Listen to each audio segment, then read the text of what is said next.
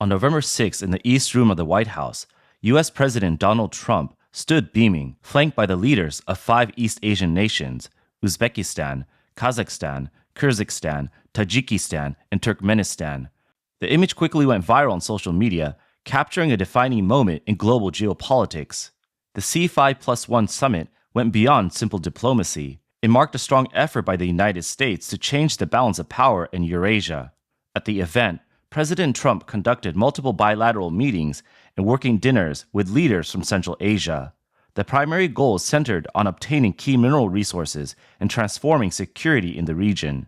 Agreements from the summit totaled more than $25 billion, bringing the overall U.S. trade and investment in Central Asia above $100 billion. These figures represent more than statistics. They formed a deliberate response to China's Belt and Road Initiative and the Shanghai Cooperation Organization. To grasp the full impact of this summit, consider the broader geopolitical landscape. Central Asia spans more than 4 million square kilometers and is home to roughly 75 million people. It commands vital corridors linking east and west, positioning at the intersection of Russia and the Chinese influence, a region frequently described as the backyard of both powers. American engagement here alters the balance of power, directly challenging the dominance of Russia and China. Central Asia's significance grows with its abundant energy and mineral resources. Kazakhstan leads the world in uranium production, supplying 43% of the global total. It also possesses newly identified rare earth deposits surpassing 20 million tons, positioning it potentially as the third largest producer of these materials. Uzbekistan stands 10th in worldwide gold output, and Turkmenistan boasts the 4th largest reserves of natural gas. Kyrgyzstan and Tajikistan provide critical sources of antimony and tungsten, materials vital to military and electronic sectors. These sources are a perfect match for the U.S.'s strategic needs. Right now, the U.S. relies on China for over 90% of its rare earth processing, which is critical for weapons like semiconductors, missiles, and drones. Rare earths have become a key issue in U.S.-China trade talks. At this critical moment, the C5+1 summit highlighted its strategic weight. The summit produced 3 key agreements. First, the summit introduced the C5+1 Critical Minerals Dialogue, in which the United States committed to providing technical support and investment guarantees. The American company Cove Capital has secured an agreement with Kazakhstan's Sovereign Wealth Fund to purchase 70% of 2 tungsten mines, and it will collaborate with Uzbekistan's Ministry of Mining to investigate new geological sites. Second, Uzbekistan pledged to invest nearly $35 billion in American aviation, critical minerals, agriculture, and information technology over the next 3 years, with total commitments surpassing $100 billion over a decade. Third, the United States proposed a trans-Caspian international transport route to deliver Central Asian energy and minerals directly to Europe through the Caspian Sea and the Caucasus, avoiding established Russian and Chinese pathways. Additionally, Kazakhstan took a decisive step by joining the U.S.-led Abraham Accords, marking it as the first Central Asian nation to participate. This move bolstered President Trump's Middle East strategy and delivered a significant challenge to the Shanghai Cooperation Organization, which China and Russia led. U.S. Secretary of Commerce Howard Lutnick described the development as a milestone in reshaping global supply chains. Yet the United States achieved far more than economic gains. It established a legitimate entry point into Central Asia's resource development, paving the way for broader geopolitical influence.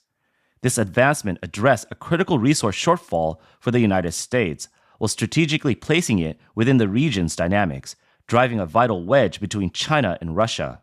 Since the Chinese Communist Party introduced its Belt and Road Initiative in 2013, it has regarded Central Asia as a vital strategic base, using the region to test its infrastructure projects. By 2025, China's investments in Central Asia are projected to surpass $100 billion, spanning oil and gas pipelines, mining operations, high-speed rail networks, and power plants. This has transformed the area into what many view as China's backyard, serving not only as a source of affordable resources, but also as a market for its surplus production capacity. Like many other countries participating in the Belt and Road Initiative, the 5 Central Asian nations have become ensnared in China's debt trap. The World Bank reported that by the end of 2024, their obligations to China will surpass $50 billion. These debts frequently come with conditions tied to resource extraction rights and market access, effectively linking Central Asia's rare earth elements, uranium, and other strategic resources to China. However, President Trump's arrival signaled a profound change. His strategy avoided direct confrontation with China, focusing instead on undermining it through financial and technological means. By providing debt-free equity investments, extending technical assistance, and restructuring existing debts. This method serves as a pointed counter to China's debt diplomacy. As China extended its reach through burdensome loans, the United States responded with opportunities for market freedom and genuine investments. Kazakhstan, as the economic leader of Central Asia and a major resource hub, became the focal point of China's investments in the region, as well as a center of US-China competition. Since 2013, when China launched the BRI with promises of win-win cooperation, by November 2025, the total investment in China-Kazakhstan projects is set to exceed $27 billion, with over 5,000 Chinese enterprises registered in Kazakhstan. As the US-China trade war heated up this year, China accelerated its investments in Central Asia. China's investments in Kazakhstan have focused mainly on mining and energy, including oil, natural gas, uranium, rare earths, copper, and aluminum. Major state-owned enterprises such as China National Petroleum Corporation, China Huadian Corporation, China Non-Ferrous Metal Mining Group, and Zijin Mining are deeply involved. However, these seemingly impressive projects not only allow China to systematically consume Kazakhstan's resource base, advancing Beijing's global ambitions, but they also carry hidden costs, debt traps, environmental damage, and erosion of sovereignty. By 2025, Kazakhstan's debt to China will reach $9.2 billion, representing about 3.5% of its global domestic product. These obligations mainly consist of concessional loans from China's Export-Import Bank and the China Development Bank. Although these loans seem designed to aid infrastructure projects, they foster a classic debt trap situation: high interest financing secured by resource collateral. As repayment demands grow, Kazakhstan could face pressure to relinquish control over key assets, such as mining rights or port facilities. This dynamic echoes the Sri Lankan Hambantota port agreement and, while less severe, is already constraining the nation's fiscal flexibility and heightening its economic dependence on China. Take rare earth elements as an example. Kazakhstan possesses extensive reserves of these materials. The Ministry of Industry and Infrastructure Development recently revealed the identification of 38 new mineral deposits, including a substantial rare earth deposit in the Karaganda region that holds 1 million tons of reserves. Overall resources are estimated to surpass 20 million tons. These ores include elements such as neodymium, cerium, lanthanum, and yttrium, which are essential for advanced defense systems, magnetic components and electric vehicles, high-temperature superconductors, and laser technologies. With its significant rare earth holdings, Kazakhstan is establishing itself as a key participant in the global market, with the potential to rank as the third largest reserve holder after China and Brazil. China has long pursued Kazakhstan's rare earth resources. The Zhezkazgan mine development project stands as a key example of cooperation between China and Kazakhstan on these materials. Led by CNMC, which holds a 70% stake and has invested roughly $2 billion overall, the initiative centers on the collaborative extraction of rare earths, linked to copper deposits in central Kazakhstan. Launched in the 2010s, the project has now reached a stage of heightened production. By 2025, it is projected to represent 10% of Kazakhstan's rare earth output, mainly supporting China's electric vehicle and semiconductor sectors. In 2024, Kazakhstan anticipated exporting more than $500 million in rare earth minerals to China. Under this joint venture structure, China has sidestepped Kazakhstan's domestic equity regulations, gaining indirect command over the rare earth supply chain. However, the project has faced environmental concerns. Assessments show that mining has led to local water shortages, with surrounding cancer rates rising by 15%. An even more contentious initiative is the Eastern Kazakhstan Lithium Rare Earth Exploitation Project, backed by Zijin Mining Group with a $100 million investment. Initiated in 2023, this effort seeks to investigate lithium-linked rare earth deposits in eastern Kazakhstan. Upon completion, it is anticipated to yield 5,000 tons of rare earth oxides each year, concentrating on light rare earths such as lanthanum and cerium, which play key roles in battery and magnet production. This collaboration has already triggered a water crisis, since extensive mining operations risk accelerating the depletion of the Aral Sea basin and imperiling the livelihoods of hundreds of thousands of farmers. Moreover, U.S. think tanks warned that this partnership increased China's control over the Central Asian supply chain. Under this project, only 20% of local jobs in Kazakhstan are filled by Kazakh workers, leaving the operation almost entirely under Chinese control. The latest chapter in China's resource empire building in Central Asia is the Akmola Rare Earth Tungsten Complex, a project finalized at the second China Central Asia Summit in June 2025. Led by CNMC with a more than 60% share, this joint venture with Kazakhstan's state-owned Tauken Samruk will cover the entire industry chain, from exploration to refining. The project targets rare earth and tungsten deposits in the Akmola region with an annual production potential of 10,000 tons of rare earth oxides and 5,000 tons of tungsten concentrates. Tungsten is essential for manufacturing ammunition, shells, and other military equipment. This project directly addresses China's domestic shortage. Despite holding 90% of the global rare earth processing market, China imports 70% of its upstream raw materials. Tungsten has become in short supply due to export caps in 2025, pushing military alloy costs up by 25%. China's deeper strategy is clear. Through low-interest loans and equity shifts, alongside technical assistance and technology transfer promises, it secures priority access to resources. This is more than just an economic investment. It's a geopolitical anchor.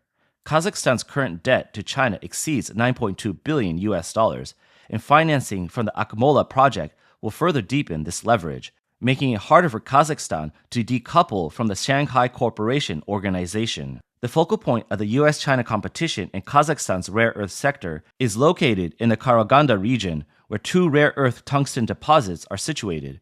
This is also one of the key outcomes of the recent US C5+1 summit. The Upper Kairak Diskoy and North Katpar mines are expected to contain approximately 1.3 million tons of tungsten. Sources say that once these mines begin production, they can supply tungsten for 30 to 40 years. Kazakhstan's sovereign wealth fund, Samrak Kazina, considers these deposits some of the most valuable untapped tungsten resources in the world. According to earlier reports from Bloomberg, the Trump administration is using an unconventional approach to negotiations, pushing for a U.S. company to gain the mining rights to the world's largest undeveloped tungsten mines in Kazakhstan.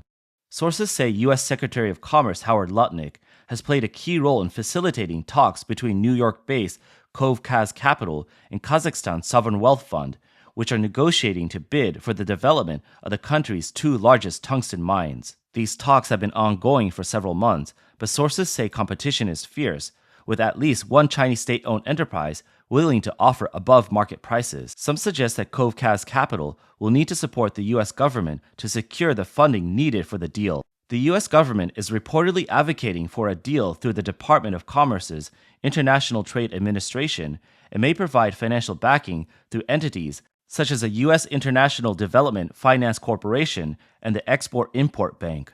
After months of negotiations, the deal is finalized at the C5+1 summit. Secretary of Commerce Howard Lutnick announced a $1.1 billion tungsten deal, with Kavkaz Capital securing 70% of the development rights. Samruk Kaznia will handle the geological exploration and infrastructure support. This project includes mining, refining, and processing tungsten ore, producing high-value products like tungsten powder and carbide. The project is set to begin production in 2027, with an expected annual output of over 5,000 tons of tungsten ore. It will also extract rare earth elements like lanthanum and cerium, which will increase its value. Unlike China's high-interest loans, the U.S. is using a debt-free equity model, providing technical assistance such as AI exploration and market access with zero tariffs for U.S. exports. This will help Kazakhstan avoid further debt burdens. This contrasts sharply with Kazakhstan's debt trap with China. The agreement includes debt restructuring terms, helping Kazakhstan borrow from the U.S. to pay back China. Kazakhstan's president called it a model of mutual beneficial cooperation. The deeper value of this agreement goes beyond just the economic figures. It directly targets the zero-sum competition between China and the US over critical minerals. China produces more than 80% of the world's tungsten and controls more than half of known reserves. Through production barriers, export controls, and overseas acquisitions, China has used tungsten as a strategic countermeasure in its competition with the US. With this tungsten cooperation, the US not only fills a supply gap, increasing self-sufficiency from 5% to 20%, but it is also building a trans-Caspian transport route. This route will allow Kazakhstan's minerals to be transported directly to Europe, bypassing China's Belt and Road land routes. For Kazakhstan, the project is expected to create 50,000 jobs and generate over $1 billion annually in tax revenue. It will reduce dependence on China and strengthen US-Kazakhstan relations while providing Kazakhstan with leverage in trade negotiations with the US. In summary, the US-Kazakhstan Tungsten Agreement is a game changer. It's not only a milestone in resource cooperation, but also a direct challenge to China's dominance in Central Asia. Some analysts suggest that US involvement in Kazakhstan's rare earth resources could create a domino effect in the region, providing a model for other Central Asian nations to break free from Chinese and Russian control. However, it also signals that the geopolitical battle in Central Asia is intensifying. The agreement between the US and Uzbekistan is another significant development. This deal, focused on critical mineral cooperation, was formalized through 2 memoranda of understanding, which emphasize sustainable supply chain development. Uzbekistan's Geological Survey, in partnership with the U.S. Geological Survey, will use satellite remote sensing and AI geological data to support Uzbekistan's progress on 76 key mineral projects, including rare earth and uranium exploration in Avoy. This will accelerate Uzbekistan's $2.6 billion national mineral initiative, with plans to increase rare earth production to 5% of global potential within 3 years, focusing on supplying Western markets. Uzbekistan's Ministry of Mining has also signed an investment agreement with U.S. mining companies with an initial $400 million investment in mining and processing chains for tungsten, uranium, and rare earths. The agreement ensures that 70% of jobs will go to local workers and includes the establishment of joint laboratories for AI exploration and green mining technologies. Over the next 10 years, Uzbekistan will purchase $10 billion in mining equipment and technology from the US and export refined rare earths and uranium, creating a trans-Caspian supply chain to Europe. This deal directly competes with China's BRI projects in Central Asia, aiming to break China's monopoly on global tungsten processing. In aviation, Uzbekistan's national airline has committed to purchasing Boeing aircraft worth $8 billion, including 37 Boeing 737s and 787s to upgrade Tashkent International Hub. In agriculture and IT, Uzbekistan has pledged to purchase $17 billion in U.S. agricultural products and services over the next 3 years. The agreement also includes debt restructuring terms to help Uzbekistan ease its BRI debt to China and establishes a U.S.-Uzbekistan Trade Council for monitoring implementation. Currently, Uzbekistan owes China about $5 billion. After the talks, Trump posted on his social media platform Truth Social, announcing that Uzbekistan will purchase and invest nearly $35 billion, with more than $100 billion in investments over the next 10 years. Overall, the summit hosted by President Trump at the White House unfolded like a carefully orchestrated storm across Eurasia. It disrupted China's established power structure in the region and opened the guarded back door that President Xi Jinping had long protected. By turning China's debt diplomacy against it, Trump responded with market freedoms and technical expertise, effectively reversing Beijing's advantage. As one analyst observed, the Shanghai Cooperation Organization's 2 decades of deliberate construction were dismantled overnight by the C5+1 initiative. Central Asia, previously a bastion for Russia and China, now stands as a forward position for the United States. Looking forward, if the United States sustains its flow of funding and technology, Central Asia could emerge as a fresh driver for the global economy, realizing its untapped premise and escaping its former constraints. President Trump's strategy may leave President Xi Jinping restless throughout the night.